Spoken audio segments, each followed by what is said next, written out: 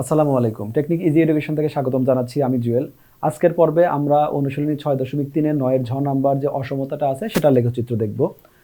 এই টাইপের সমস্যাগুলো আমরা সবসময় দেখে থাকি। প্রথমে আমরা এটাকে সমীকরণ আকারে যেটা আমরা সমান চিহ্ন দেই, সেই সমীকরণ আকারে চিন্তা করি। সেটার লেখচিত্র অঙ্কন করার পরে তারপরে আমরা এইখানে ব্যাক করি, অসমতায় ব্যাক করে দেখি কোন অংশটার জন্য এই লেখচিত্রটা সত্য। অর্থাৎ আমাদের যে অসমতাটা থাকবে সেই অসমতাটাকে প্রথমে আমরা একটা সমীকরণ আকারে নিব। সেখানে less than, greater than, less, equal, শুধু লেস, গ্রেটার যাই থাক, আমরা সবসময় শুধুমাত্র ইকুয়াল নিব। এবং সমীকরণটা আমরা সবসময় যেটা করি, ওয়াই সমান সামথিং একটা ভ্যালু বের করি। সেক্ষেত্রে শুধু ওয়াই, মাইনাস থাকবে না, কোনো কিছু গুণ বা ভাগাকার থাকবে না, শুধুমাত্র ওয়াইয়ের ভ্যালুটা থাকবে। এখানে আমাদের সরাসরি সেই ভ্যালুটাই আছে, শুধু ওয়াইয়ের মানটাই আছে। তাহলে নতুন করে কোনো মডিফাই করার দরকার হচ্ছে না। আর অবশ্যই আমরা খেয়াল রাখবো, এটা একটা সমীকরণ যেখানে আমাদের ওই 11 পয়েন্ট ম্যাথ করার সময় যেটা আমরা বলতাম সি কনস্ট্যান্ট, যেটা absent, Y equal M X plus C. এখানে ওয়াই আছে, এম আছে, এক্স আছে, প্লাস সি, সিটা নাই। তার মানে এটা অবশ্যই মূল বিন্দুগামী একটা সরলরেখা হবে। এই সমীকরণে আমরা যে কোনো মানের জন্যই আমরা এইখানে এই চার্টটা তৈরি করতে পারি। তো এই চার্টটা তৈরি করার সময় যদি আমরা এখানে এক্স এর ভ্যালু 0 দেই, তাহলে ওয়াই এর ভ্যালুটা আমাদের 0 আসবে। এক্স এর ভ্যালু যদি আমি 2 দেই, ওয়াই এর ভ্যালু হবে 4। এক্স এর ভ্যালু যদি আমি 4 দেই, ওয়াই এর ভ্যালু হবে 8। এই মানগুলো যে কোনো মানের জন্যই আমাদের সমীকরণটা গঠন করা সম্ভব, অর্থাৎ এই চার্টটা গঠন করা সম্ভব। তবে আমরা সবসময় বলি যে এখানে আমরা কয়েকটা জিনিস ভালো করে খেয়াল রাখবো। তার মধ্যে একটা হলো, এই মানগুলো এমনভাবে নিব না যাতে ভগ্নাংশ আসে। কিন্তু এখানে সমীকরণটা যেহেতু ভগ্নাংশ নাই, তাহলে ভগ্নাংশ এখানে আসবেও না। আর একটা খেয়াল রাখি, এই মানগুলো সবসময় কাছাকাছি মান নেই। এত কাছাকাছিও না যে খুব বেশি কাছাকাছি, আবার খুব বেশি দূরেও নেই না।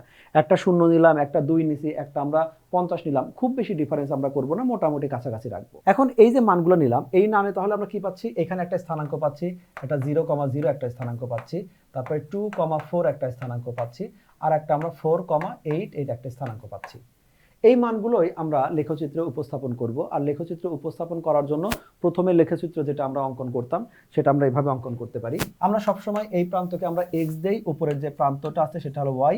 আমাদের এক্স ওয়াই দুইটা এক্স এর পজিটিভ, ওয়াই এর পজিটিভ ডিনোট করে। এখানে আমাদের এক্স প্রাইম, এটা হলো ওয়াই প্রাইম।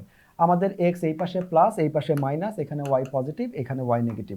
এই পজিটিভ নেগেটিভ আমি তোমাকে বোঝানোর জন্য দিচ্ছি, তোমার না দিলেও কোনো সমস্যা নেই।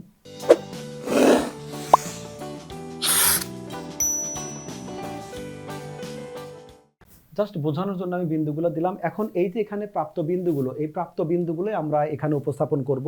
প্রথম যে বিন্দুটা আছে সেটা হলো 0,0।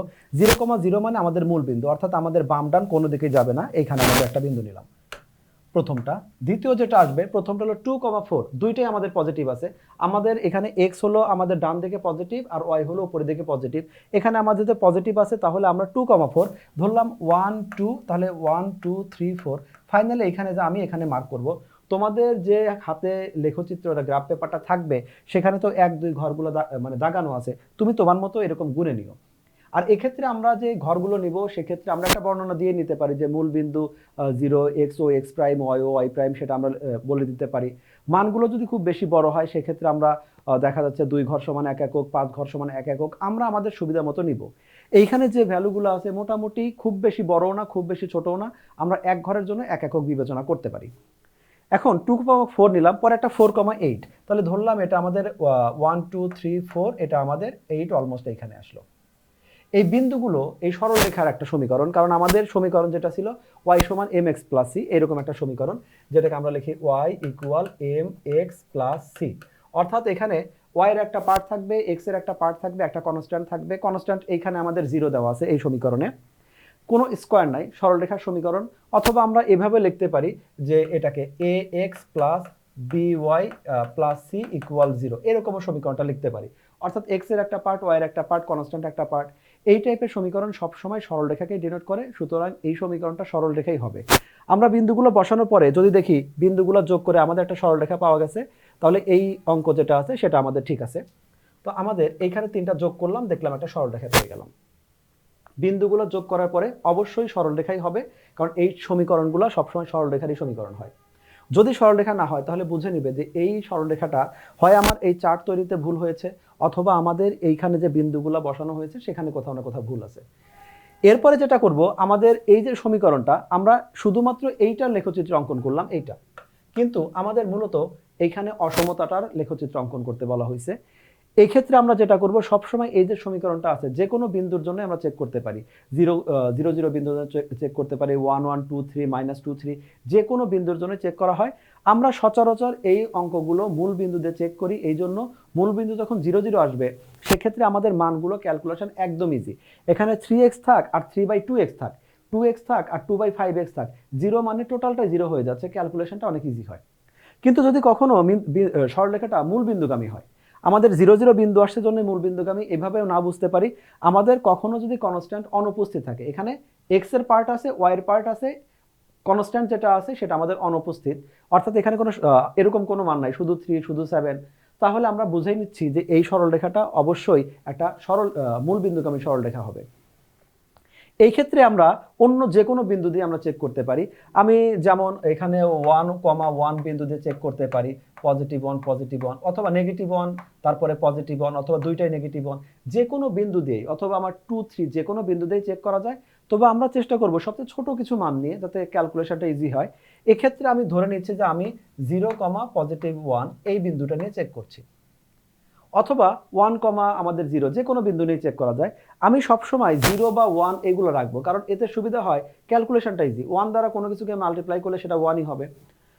তো 0, 1 এই বিন্দুটা অ্যাকচুয়ালি কোথায়? x এর মান 0, মানে x বাম দিকে ডান দিকে কোনোটাই না, y আমাদের 1, তার মানে এইখানে কোনো একটা বিন্দু, এই বিন্দুটার জন্য আসলে আমরা চেক করছি যে এই যে আমাদের অসমতাটা হয়, এই অসমতাটা সত্য হয় কিনা। এখন দেখি x এর পরিবর্তে 0 দিব, y এর পরিবর্তে 1 দিব। তাহলে এখন এই ভ্যালুটা আমরা এখানে যদি x এর পরে y এর পরিবর্তে 1, y কে 1 লিখলাম, এখানে গ্রেটার দেন, x এর পরিবর্তে 0 দেই, 2 × 0 মানে হলো 0। এখানে বোঝাচ্ছে 0-র চেয়ে 1 বড় অথবা সমান। হ্যাঁ, এই কথাটা সত্যি, 0-র চেয়ে আসলেই 1 বড়। সমানটা যদি আমি স্কিপও করি, 0-র চেয়ে আসলেই আমাদের 1টা বড় হবে, কথাটা সত্য হচ্ছে। তাহলে যে বিন্দুটা দিয়ে চেক করলাম সেটা হলো এই বিন্দুটা, এই আমাদের এখানে এই যেটা 0, 1 এই বিন্দুটা দিয়ে আমরা চেক করলাম, চেক করে দেখতে পেলাম যে এই কথাটা সত্য হয়, অর্থাৎ এই কথার জন্য অসমতার যে শর্ত দেওয়া ছিল সেই শর্তটা আমাদের সিদ্ধ হয়। তাহলে এই বিন্দুর দিকে, সরল রেখা থেকে এই বিন্দুর দিকে যতগুলা বিন্দু আছে প্রত্যেকটা বিন্দুই আমাদের লেখচিত্র হবে, অর্থাৎ এই পাশের যতগুলা বিন্দু আছে প্রত্যেকটা বিন্দুই এই অসমতাকে সত্য প্রমাণ করবে। আর এর সাথে খেয়াল রাখবো, অসমতাতে আমাদের একটা ইকুয়াল সাইনও আছে, শুধু গ্রেটার দেন না, একটা ইকুয়াল সাইনও আছে। যদি ইকুয়াল সাইন থাকে তার মানে বোঝাচ্ছে এই যে সরল রেখাটা আছে, এই সরল রেখার উপরে যতগুলো বিন্দু আছে সেই বিন্দুগুলোর জন্য লেখচিত্র সত্য, এবং এর পাশাপাশি এর এই পাশে যতগুলো বিন্দু আছে প্রত্যেকটা বিন্দুর জন্য এই লেখচিত্রটা সত্য হবে। এইভাবে আমরা লেখচিত্রটা সমাধান করব। যে সমাধানটা আমরা এখানে করে রেখেছি, প্রথমে আমাদের সরলরেখাটা ছিল, সেই অসমতা ছিল, সেটাকে প্রথমে সরলরেখা আমরা কনভার্ট করলাম যে সমীকরণ আকারে। সমীকরণ থেকে এখানে আমি y = 2x ধরে নিয়েছি। আমি সরাসরি এখান থেকে যেটা ছিল এখান থেকে আমি করে নিতে পারতাম, যে এখানে ধরে লিখে y = এটা হলো 2x, এটাও করতে পারতাম, যেটা এই যে এখানে করা আছে। এই দুই লাইন আমি চাইলে স্কিপ করতে পারতাম, এখানে ধরে লিখে এরকম করতে পারতাম।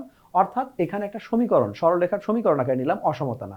তারপরে আমি আমার সুবিধা মতো এখানে কিছু মান নিলাম, যে মানগুলো আমি এইখানে পরে বললাম যে আমি x y অক্ষে ক্ষুদ্রতম বর্গের প্রতিবাহুর দৈর্ঘ্যকে 1 একক ধরে নিলাম।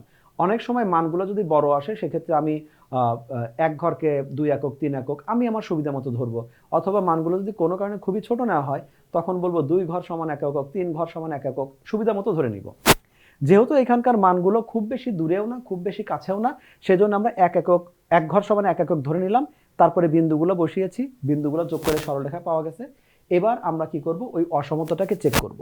অসমতাটাকে চেক করে দেখলাম যে এইখানে যে বিন্দুটাতে চেক করা হয়েছিল সেটা হলো 1, 0, আগের যে বিন্দুটা 1, 0 বিন্দুটা। তাহলে এইবার আমরা দেখছি 1, 0 মানে হলো আমি এই পাশের বিন্দুটা দিয়ে যে চেক করি, এই পাশের বিন্দুটা দিয়ে চেক করায় দেখছি যে এই কথাটা মিথ্যা হয়। মিথ্যা মানে হলো তাহলে বিন্দুটা যে পাশে তার উল্টা পাশের কথাটা সত্যি। তাহলে এইখানে আমি তোমাকে দেখাইছি এটা হলো 0, 1 বিন্দু দিয়ে সে কথাটা সত্য হয়েছিল, তাহলে বিন্দুর দিকে গেছে। আর এইবার যদি আমি এখানে 1, 0 দিয়ে চেক করি তাহলে আমাদের বিন্দুটা মিথ্যা হয়, তার মানে যে পাশে বিন্দু ছিল তার উল্টা দিকে যাবে। কিন্তু আমরা এই দুইটা শর্তেই দেখি লেখচিত্রের রেজাল্টটা কিন্তু একই থাকছে। তো আমরা এখানে দুইটা দিয়েই তোমাকে দেখানো হলো যে এই কথাটা আমাদের সত্য নয়, তাহলে যে বিন্দুটা ছিল বিন্দুর অপোজিট দিকে হবে। এবং আমরা বলেছি এ বি রেখার উপরস্থ সকল বিন্দু, কারণ সেখানে একটা ইকুয়াল সাইন ছিল, আর এ বি রেখার যে পাশে আছে তার বিপরীত পাশে সকল বিন্দু সত্য। তাহলে তোমরা এখানে আমরা তোমাকে দুইটা বিন্দুতে চেক করে দেখাইছি, তুমি বাসায় যখন প্র্যাকটিস করবে তুমি ভিন্ন কোনো বিন্দুতে চেক করো, দেখবে রেজাল্ট একই আসবে। আশা করি ক্লাসটা বুঝতে পেরেছো। পরবর্তী পর্বেগুলো সমাধানের জন্য আমাদের সাথে থাকো। আল্লাহ হাফেজ।